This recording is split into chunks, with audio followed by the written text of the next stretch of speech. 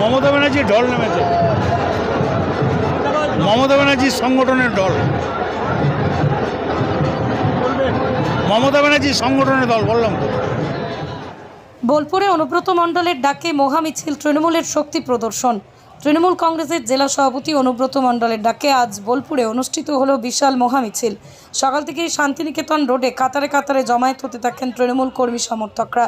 প্রবল বৃষ্টি উপেক্ষা করেও হাজার হাজার মানুষ মিছিলে যোগ দেন, যা দলীয় শক্তি প্রদর্শনের এক গুরুত্বপূর্ণ দিক হিসেবে বিবেচিত হচ্ছে। উপস্থিত ছিলেন বীরভূম জেলা পরিষদের সভাধিপতি কাজল শেখ, সাংসদ অসিত মাল, রাজ্যের মন্ত্রী চন্দ্রনাথ সিনহা, লাভপুরের বিধায়ক অভিজিৎ সিনহা, সিউড়ির বিধায়ক বিকাশ রায়চৌধুরী, জেলা নেতা সুদীপ্ত ঘোষ সহ একাধিক নেতৃত্ব।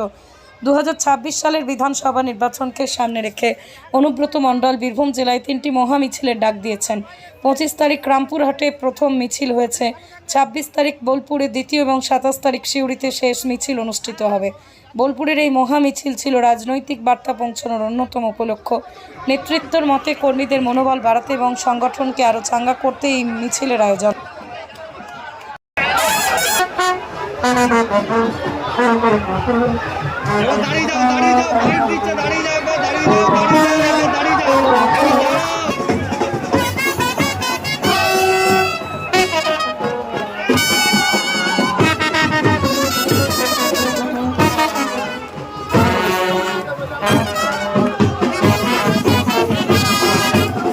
আপনারা দেখতে পাচ্ছেন, দাদা বলেছিল 2 লাখ 2.5 লাখ লোক, তাও অনেকে দাঁড়িয়ে আছে শুধু কেষ্ট মণ্ডলকে দেখার জন্য।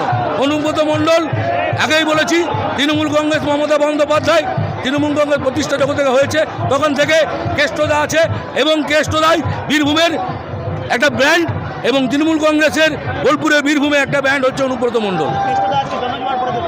জনজোয়ার মানে আপনারাই বুঝতে পারছেন, এত মানুষদের ঢল, তাও মানুষ ভেতরে ঢুকতে পারছে না শুধু কেষ্টমণ্ডলের জন্য। কেষ্টমণ্ডলকে কাল রামপুরহাটেও তাই হয়েছে, আজকে বোলপুর হবে, সিউড়িতেও সংগঠন করে এসেছে আমাদের কেষ্টদার সঙ্গে। সেই কেষ্টদা যেভাবে আজকে রাস্তায় নেমে আমাদেরকে পথ দেখাচ্ছে, সারা জীবন আমরা যত থেকে পলিটিক্স শিখেছি তখন থেকে কেষ্টদা আমাদেরকে লড়াই করতে শিখিয়েছে, প্রতিবাদ করতে শিখেছে অন্যায়ের বিরুদ্ধে।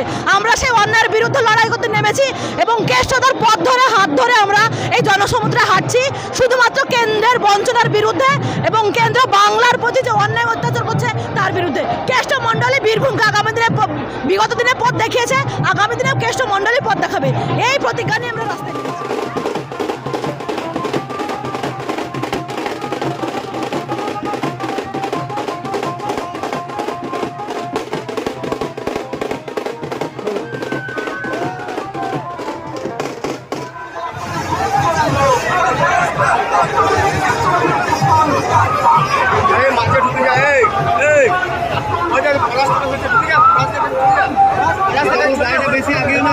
গাড়িটা বেশি আগিয়েও না,